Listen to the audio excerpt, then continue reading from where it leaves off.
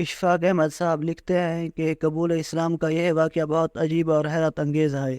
یہ آپ کی سوچ کو بالکل بدل دے گا اور آپ سوچنے پر مجبور ہو جائیں گے کہ کیا ایسا ہونا بھی ممکن ہے۔ بے شک اللہ تعالیٰ کا ارادہ کن فیکون ہے اور وہ جسے چاہے ایمان نصیب کرتا ہے۔ ڈاکٹر محمود احمد غازی ایک نامور عالم دین تھے جن کے ہاتھ پر ہزاروں غیر مسلموں نے اسلام قبول کیا ہے۔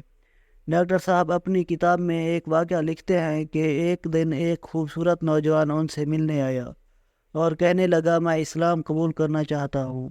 لمبے بال، گورا چٹا جسم اور دراز قد، یہ نوجوان اسلام قبول کرنے کے لیے بہت پرجوش نظر آ رہا تھا۔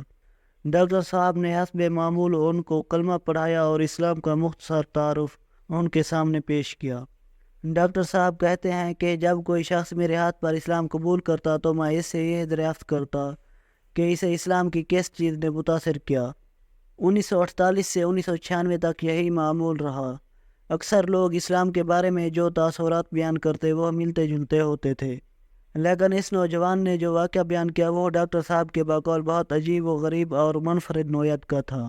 اس شخص نے بتایا، میرا نام جاک جبلر ہے، میں فرانسیسی بولنے والی دنیا کا بہت بڑا موسیقار ہوں، میرے گائے ہوئے گانے فرانسیسی زبان میں بہت زیادہ مقبول ہیں۔ جاک نے کہا، چند دنوں پہلے میں ایک عرب سفیر کے ہاں کھانے کی دعوت میں گیا۔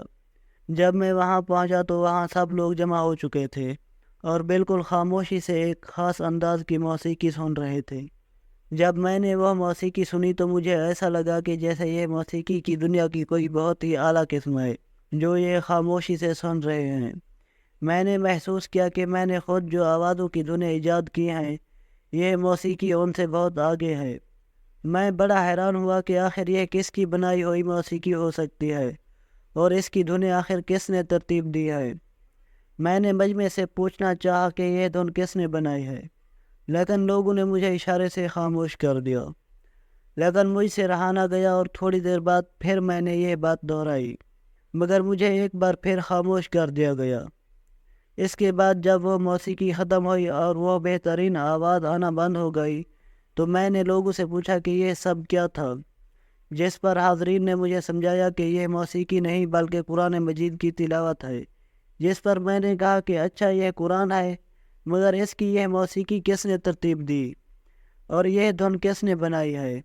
تو وہاں پر موجود مسلمانوں نے وضاحت کی کہ نہ تو یہ دھن کسی انسان نے بنائی ہے اور نہ ہی یہ کاری کوئی موسیقار ہے۔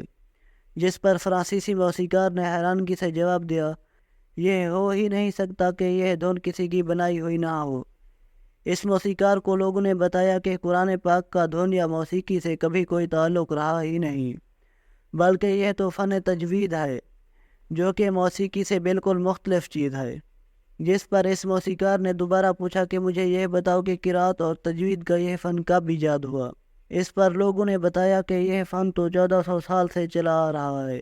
جب اللہ تعالیٰ نے ہمارے نبی کریم صلی اللہ علیہ وسلم پر قرآن کریم نازل فرمایا تو یہ تجوید کے اصولوں کے ساتھ نازل فرمایا۔ جس پر فرانسیسی موسیقار نے کہا کہ اگر حضرت محمد صلی اللہ علیہ وسلم نے اپنے لوگوں کو قرآن مجید اس طرح سکھایا جیسا کہ میں نے ابھی سنا ہے تو بلا شبہ یہ اللہ کا کلام ہے، کیونکہ یہ دھن ایجاد کرنا کسی انسان کے بس کی بات نہیں۔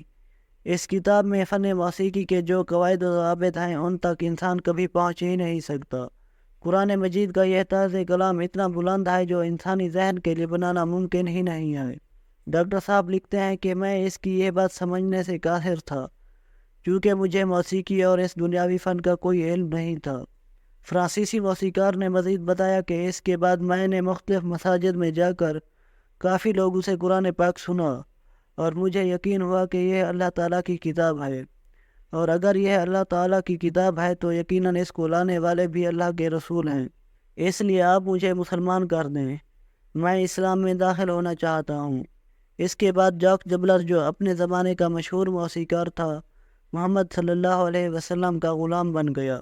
وہ وقتاً فوقتاً مجھ سے ملنے آتا تھا اور اکثر یہ بات کہتا تھا، قرآن مجید اللہ تعالیٰ کا سچا کلام ہے۔ وہ ایک بہت ہی اچھا مسلمان ثابت ہوا اور کامیاب اسلامی زندگی گزارنے کے بعد 1970 میں اس کا انتقال ہوا۔ اشفاق احمد فرماتے ہیں، بے شک قرآن مجید علم و فن کی ایک ایسی دنیا ہے جس میں آج تک کوئی محقق پورا نہیں اترا اور نہ ہی قرآن مجید کے اس پہلو پر اب تک کسی نے غور و فکر کیا۔ اللہ پاک ہمیں قرآن مجید کو سیکھنے اور سمجھنے کی توفیق عطا فرمائے، آمین۔